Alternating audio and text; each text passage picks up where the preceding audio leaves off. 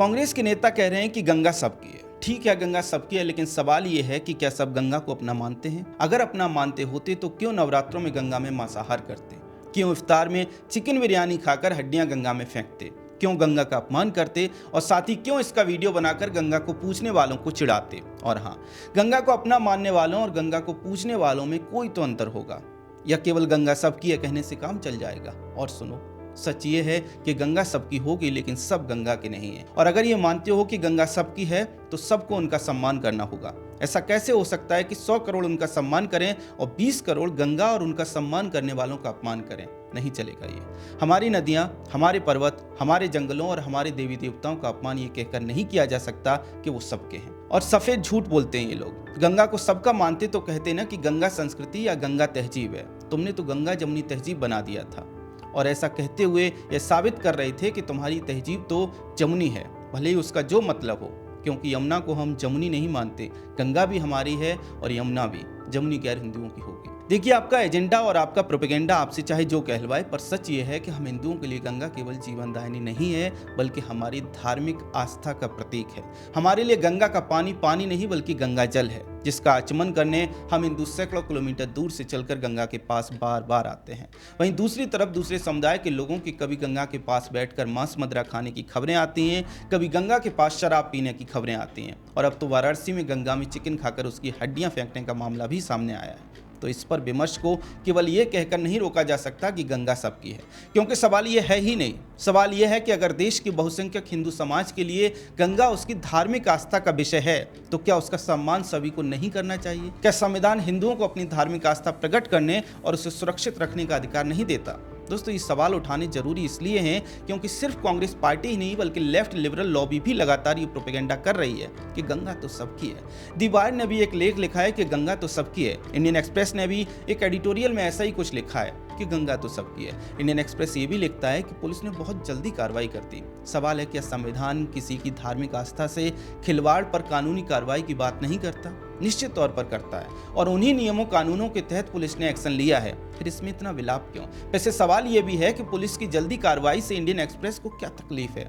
धार्मिक मामलों में बात बिगड़े, हिंसा हो, उससे पहले ही क्या पुलिस ने एक्शन लेकर अच्छा काम नहीं किया? इसके लिए पुलिस की तारीफ होनी चाहिए या फिर आलोचना? मतलब पहली बार ऐसा दिखाई दे रहा है कि पुलिस की त्वरित कार्रवाई पर सवाल उठाए जा रहे हैं। जहां तक बात यह है कि गंगा नदी है, तो ठीक है, गंगा को नदी की तरह अगर माने, तब भी एनजीटी का आदेश है कि गंगा में हिंदू पूजा के फूल तक विसर्जित नहीं कर सकते। अलग अलग स्थानों पर, अलग अलग घाटों पर फूल विसर्जित करने के लिए अलग अलग पात्र होते हैं। वह गंगा में फूल विसर्जित करने की मनाही होती है।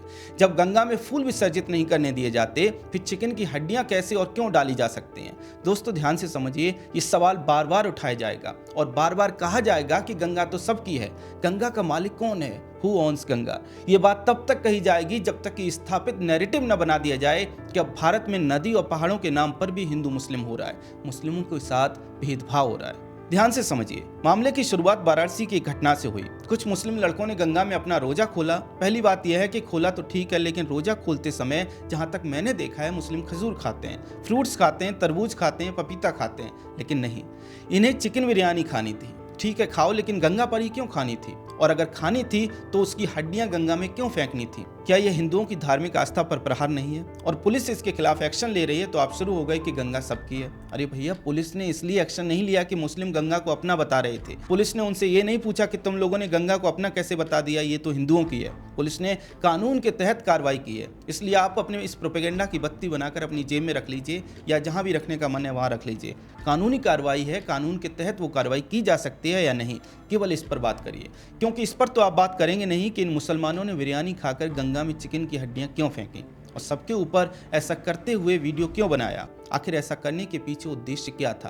पूरा इकोसिस्टम ये साबित करने में लगा है कि प्रधानमंत्री मोदी के संसदीय क्षेत्र में मुसलमानों को तो नदी के पास तक नहीं जाने दिया जा रहा। ये प्रोपेगेंडा है, सवाल नहीं। पर चूंकि उन्होंने ये भारत में शुरू किया है, तो बीबीसी और न्यूयॉर्क टाइम्स जैसे मीडिया हाउसेस भी इसमें जल्दी ही कूदते दिखाई देंगे, क्योंकि सारी कवायद ही ये साबित करने की है कि भारत में हिंदू तो इंटॉलरेंट हो गया है। देखते जाइए, आने वाले दिनों में विदेशी मीडिया प्रोपेगेंडा हाउस भी इस स्टोरी को उठाएंगे और इसे मोदी के भारत में मुसलमानों के साथ भेदभाव के तौर पर पेश करेंगे। इसलिए समझना जरूरी है कि बात आस्था की है, सिर्फ नदी की नहीं, बात धर्म की है, सिर्फ तर्क की नहीं। बात यह है कि गंगा हमेशा से, और जब मैं हमेशा कहता हूं तो इसका अर्थ है प्राचीन काल से हिंदुओं के लिए पूजनीय, पवित्र और धार्मिक आस्था का विषय रही है।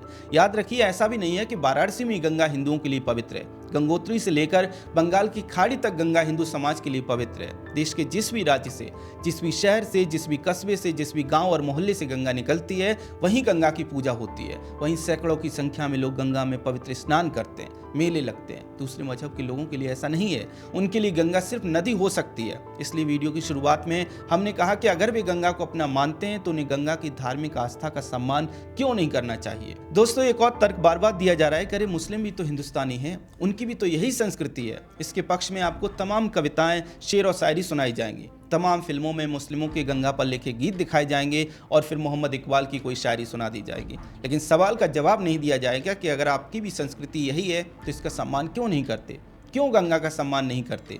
यहाँ की संस्कृति तो यह है कि गंगा में मांस खाना या फिर हड्डियाँ फेंकना तो छोड़ दीजिए, उस जल का आचमन लोग करते हैं। भले ही पानी कितना भी गंदा क्यों ना हो, लेकिन फिर भी वो पवित्र होता है, तो आप क्यों उसमें हड्डियाँ डाल रहे हैं। दूसरी बात यह है कि कविताएं, गीत और शेर व शायरी के पीछे छिपकर आप दूसरों की धार्मिक भावनाओं का अपमान कैसे कर सकते हैं। निष्कर्ष के तौर पर सिर्फ यही कहा जा सकता है कि गंगा सबकी है, लेकिन गंगा हिंदुओं के लिए धार्मिक आस्था का विषय है, दूसरे मजहब के लिए नहीं। इसलिए उन्हें निश्चित तौर पर संविधान का पालन करते हुए हिंदुओं की इस आस्था का सम्मान करना चाहिए। बस इतनी सी बात है। खैर, गंगा में जो हड्डियां फेंकी गई उसको लेकर आपका क्या कहना है, कमेंट सेक्शन में हमें जरूर बताएं। अगर आपको हमारा कंटेंट पसंद आता है तो हमारे चैनल को सब्सक्राइब भी कर लें। जय हिंद।